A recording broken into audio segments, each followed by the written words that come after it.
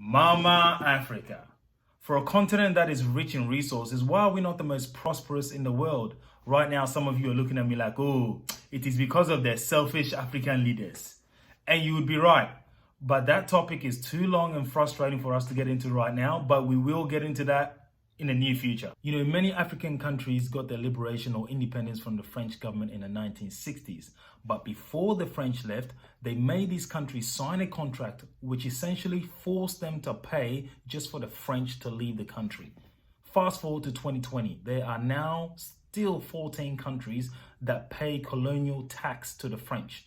There'll be Benin, Burkina Faso, Senegal, Ivory Coast, Mali, Niger, Congo, Togo, Cameroon, Chad, Guinea-Bissau, Equatorial Guinea, Gabon, and the Central Republic of Africa. The French government are essentially stalling the economic development of these countries by forcing them to pay 85% of their foreign reserve into the French central bank.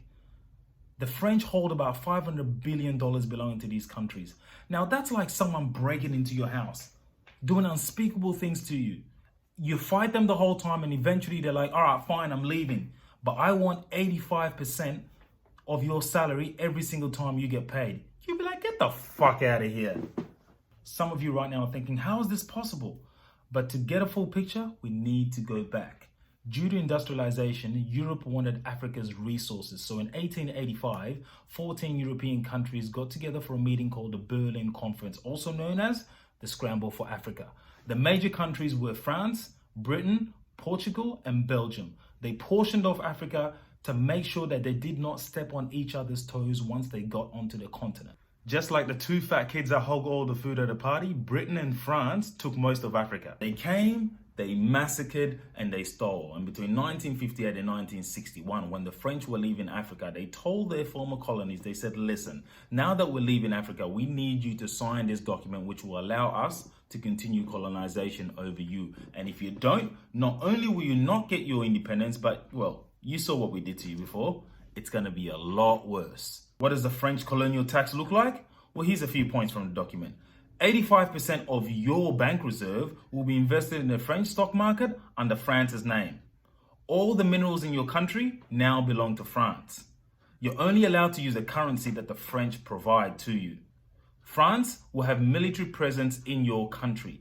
Your military can only be trained by France.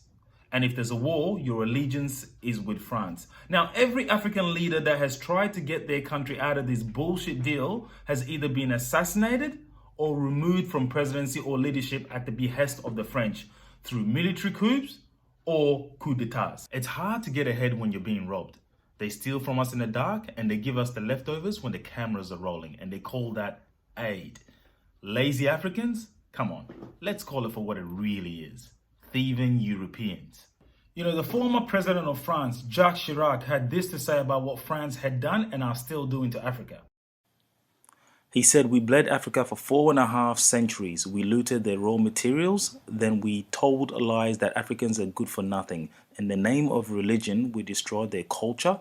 And after being made rich at their expense, we now steal their brains through miseducation and propaganda to prevent them from enacting black retribution against us. He went on to say, without Africa, France will slide down into a rank of a third world power. You know, Jacques Chirac admitting France's crimes after his presidency is like the dude in prison finally admitting that he broke into your house. You'd be like, yeah, motherfucker, I know. I was in the house when you kicked down the door, remember? The former African Union ambassador, Arikana Chiramborikwa, recently exposed France's exploitation of Africa, and she was fired after pressure from the French government. All I'm saying is, everybody needs to know what the French government are doing to Africa. If you found this video informative, give it a thumbs up and share, because the more people that know about this, the better. My name's Akwasi. Peace.